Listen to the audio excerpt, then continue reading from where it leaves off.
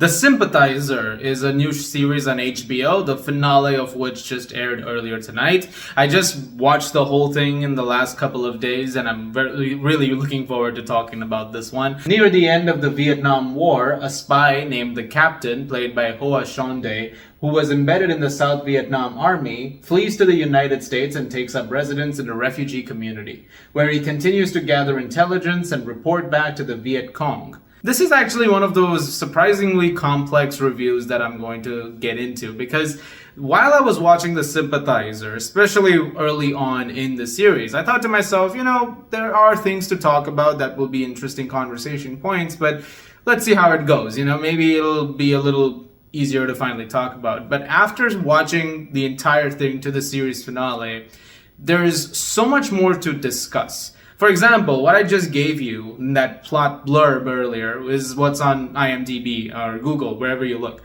That's the briefest gist of that. But what's going on with the Sympathizer is a lot more than meets the eye. And in a lot of ways, it leads to a very interesting approach to tell that story in a dual sense. And in this particular case, it's because of the nature of the captain. Because everything for him is twice of everything. It's also something that stems from the fact that he is not 100% Asian. He's half Asian, he's half white. And so that plays a part in how he looks at the rest of the world, even as a spy. As he is a spy from North Vietnam for the Viet Cong, and he is embedded in South Vietnam, as he's making connections over there, but he's also learning more about how their base of operations is going, he's understanding more and more about, just exactly how the whole war is taking place over here, and how the communist side of things, allied with the Soviet Union and China on that end, compared to the South side, which is with the US, and all of this happening in the middle of the Cold War, the collisions that are taking place as a result of that. There's a sense of duality that is present in every single thing across the entire series. It goes from the character of the captain, but it also applies to a lot of other decisions that are made. And it also tries to address it in a way that says, well, whatever side you do take, are you absolutely certain that every decision that's being made makes sense? And in that sense, what you get with The Sympathizer is an incredibly fascinating show. And looking at it primarily from the captain's perspective, seeing certain events take place as he's narrating them back, I think it makes for extremely compelling television. And it is a show that I really enjoyed. I was riveted by every single episode from the start all the way to the end. It picked up pace considerably as it kept going, as you'd expect a spy thriller to, and you understood every motivation very clearly, especially when it came to the captain, who is starting to buckle under the idea of said duality, because again, connections are being made and he's understanding more about the humanity of certain things. And as that's being appealed to, Shonde does an incredible job. I think this is a fantastic performance. I haven't seen him in anything else, not that I can think of, but after watching this, I need to see him in a lot more stuff. He is remarkable over here, and as he's got so much on his shoulders throughout the entire series, he plays it extremely well. And it is a standout performance that I feel like for television is going forward in the rest of the year. A majority of the supporting cast that's there throughout this show is also Vietnamese, which is really pretty awesome, especially when it comes to handling the authenticity of the story. There's definitely a lot of care that's been taken over here, with a major chunk of the dialogue of the show across the entire thing also being in Vietnamese. And I do commend everyone involved who made sure of that. It's great because, you need that understanding, especially when you're telling a story like this. There is a meta thing that they do at one point, which involves making a film, and the same thing. It's like, the idea of messing that up just because you have this idea of, hey, we're trying to be authentic, but also lack thereof. And the way that's also handled, again, there's a commentary about how the war has changed the Vietnamese community, particularly the South Vietnamese who got out of Saigon. The whole thing that's taking place as they've arrived in America. So many different themes are brought up in terms of, how Vietnamese people are represented or seen. And again, really, really great stuff. Robert Downey Jr. in this show is a fascinating role in that sense because in a lot of ways he represents a lot of different aspects of America, at least to the captain's perceptions. You have to remember that the entire show, everything that's happening or is being done, is from his perspective, which is making him a reliable narrator. At least we think. At least we are hoping he's telling you every single thing is according to how he saw it. He's reporting this confession, as we get to know from the beginning of the series, while he's at a re-education camp in Vietnam, and he's presenting this confession with Downey Jr., who plays Claude, the CIA agent. That's just one version of him. There are 4 different Downey Jr. performances in here. One of them is also his professor, Professor Hammer, who taught the captain when he was in college. There's Nikos, the director, who is trying to make his Apocalypse Now, and I'm 99% sure was modeled after Francis Ford Coppola. And then there's Ned, the politician who is trying to run for office, and all of them have a very specific characteristic that adds to this layer of how the world sees the captain. And there is this perception game that's going on, and it seems to tie into an unresolved thing, and also just in generalization of something that is going on with the captain. There are 2 ways to interpret how he sees things.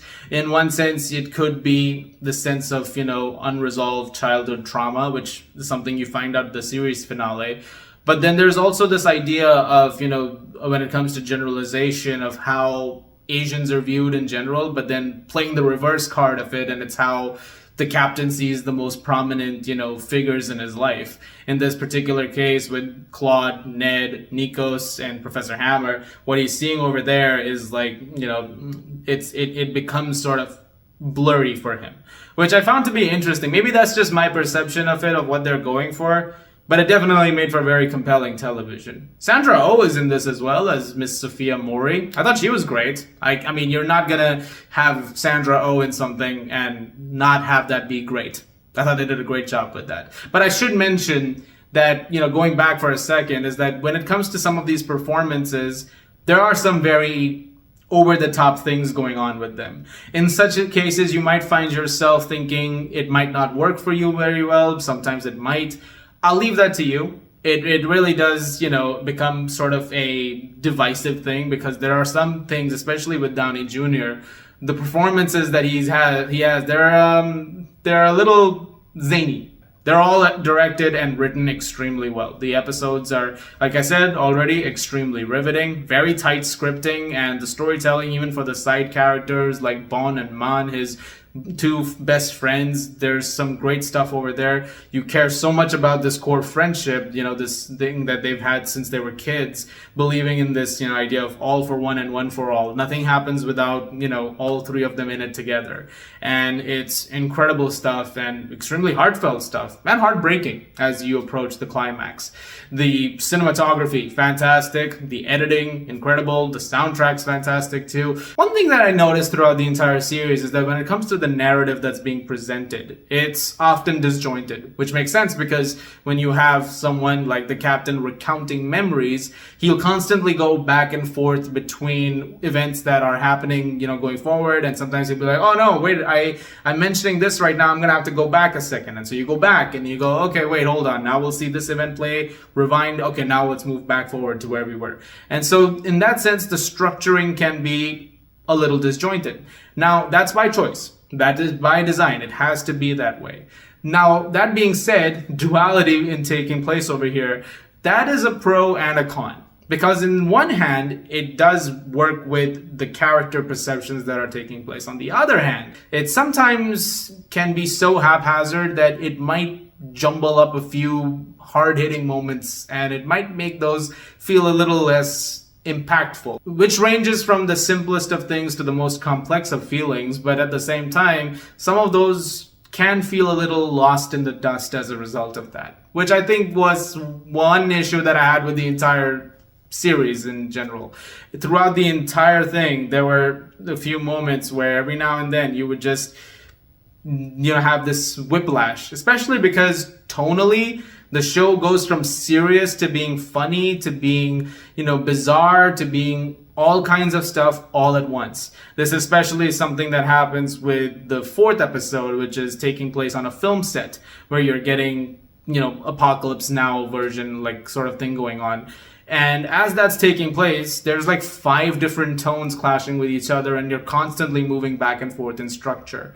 And that can sometimes feel a little scattered. And that's really my biggest issue with the entire series as a whole. Regardless of that, though, like I said, that's a pro and con.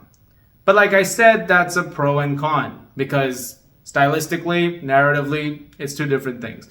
So I feel like that one it's a strange critique to have, but it's a critique nonetheless. That being said, by the end of the series, I was very happy with the emotional payoffs that some things got, especially when it came to all the stuff happening at the re-education camp with the captain. That entire storyline came together in a really nice way. And I love the way the series also ended. I thought it ended with a very emotionally powerful note and a very striking final shot, in fact. And so I do highly recommend checking out the Sympathizer. And there's a lot to process in it. There's a lot that I'm still processing in it. And it's definitely a show that deserves to be talked about as one of the best of 2024. Like I said, some things might not work as well for everybody. There might be certain things and scenes and performances, like I mentioned, which might feel a little off balance and off kilter for you. But yeah, you never know. Like, I'm gonna leave that to you guys. You can't really judge it until you've actually seen it, and then you'll know what I'm talking about. And without further ado, I'm gonna give the Sympathizer an A-. I had a good time. I had a very good time with the show in general. Like I said, a few gripes here and there, but a solid watch. Really, really solid watch nonetheless. Guys, thank you very much for watching. Look forward to more videos very, very soon. As always, if you like this, please do subscribe and enjoy the show.